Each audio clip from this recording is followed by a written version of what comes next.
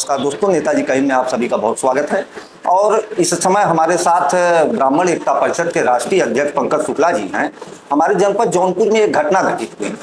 जिस घटना ने जौनपुर के लोगों को जितना हिला के रख दिया उससे ज्यादा डरा के रख दिया है।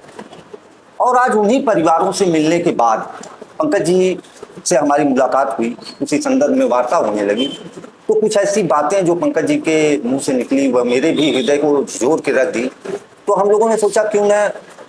एक बार आपस में चर्चा करें कि ऐसे घटनाएं घट क्यों रही हैं, इनके लिए दोषी लोग कौन हैं, और दोषियों के ऊपर जो कार्रवाई होती है वह सिर्फ कागजी होती है कि मौखिक होती है, क्योंकि राजनीति से भी जुड़े हुए हैं आप। तो इनके पास जितना बढ़िया जवाब होगा और जितनी बड़ी सोच होगी, शायद आम जनमानस की उतनी बड़ी सोच न हो। तो पंकज जी, ये जो घटना घटी है मछलीशहर पड़ाव जौनपुर में, यहाँ 3 लोग अपने जिंदगी से हाथ धो गए, कोई नाले में बह गया, किसी को बिजली ने मार दिया, इस पे आपका क्या सोचना है, क्या नजरिया? और जो नेताओं का रहा सिस्टम कि 2 दिन तक 3 दिन तक किसी नेता का कहीं अता पता नहीं, सारे विधायक गायब, सारे सांसद गायब, और उसके बाद जो है कि पुलिस प्रशासन न रहा होता अगर शायद, तो लाश भी न बरामद हो पाती। तो और आप परिवार के लोगों से भी मिल के आए हैं, उन लोगों का क्या एक्शन और रिएक्शन है, कुछ हमें आप अवगत कराएंगे? पहले तो आपका बहुत बहुत धन्यवाद। कम से कम उस परिवार के लिए आपने इतना सोचा। और सबसे बड़ी बात है कि हमारे यहाँ जनपद में जहाँ तक जनप्रतिनिधियों की बात रही, जी जी, जो जनप्रतिनिधि हैं वो इस घटना में बिल्कुल संवेदनहीनता का भाव उनका दिखा है जी। जो चुनाव के समय में नेता हमसे मिलते हैं कि चुनने के बाद आप हमें चुनिए, चुनने के बाद मैं ये करूँगा वो करूँगा, बिल्कुल उसके विपरीत चीज़ें देखने को मिली। और इतनी मार्मिक घटना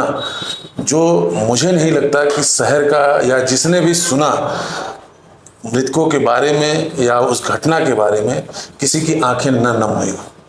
उसके बाद भी 2-2 3-3 दिन तक 2-2 सांसद वाला हमारा जनपद, 9 विधायक, एमएलसी, तमाम लोगों के रहत में नगर पालिका अध्यक्ष,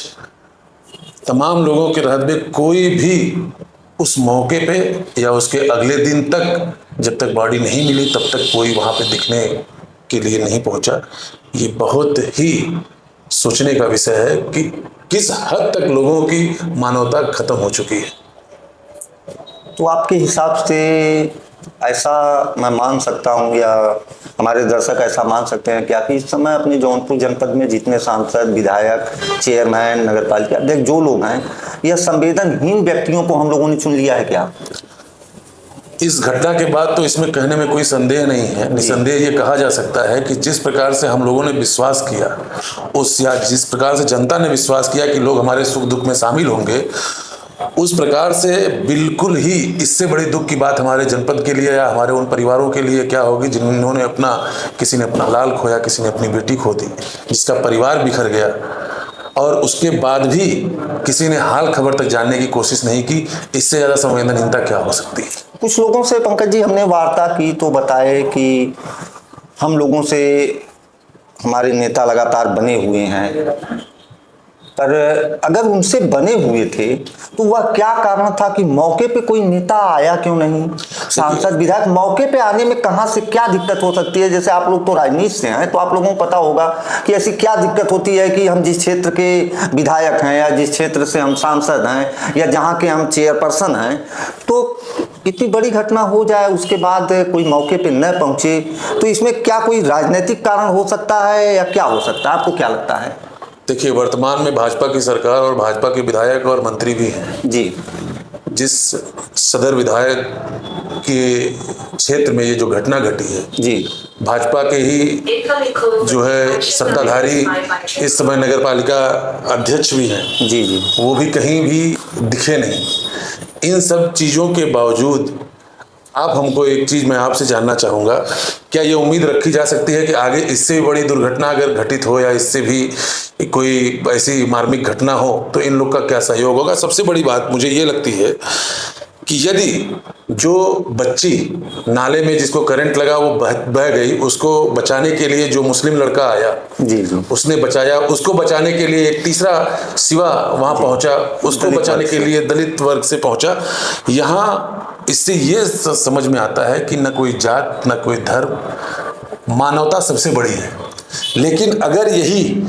केस कहीं हिंदू और मुस्लिम से रिलेटेड होता जी। तो यही भाजपा के नेता,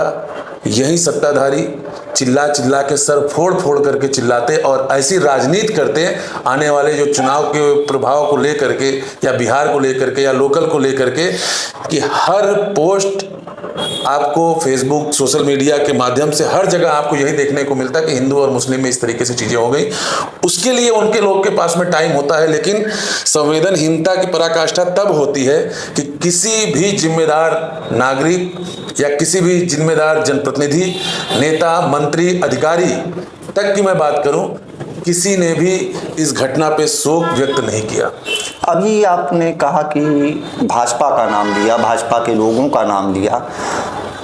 आप यह हो सकता है कहना चाह रहे हो कि सत्ता में वह लोग हैं, तो क्या अगर यहाँ पे और भी विधायक हैं और सांसद जो आपके जौनपुर के सांसद हैं वो समाजवादी पार्टी से हैं और प्रिया सरोज जी भी उसी पार्टी से हैं, दो सांसद हैं, अगर विधायक नहीं पहुंचा, चेयरमैन नहीं पहुंचा, वह मैंने आपसे पहले ही कहा कि यहाँ 2 सांसद और 9 विधायक हैं जी, एमएलसी भी हैं,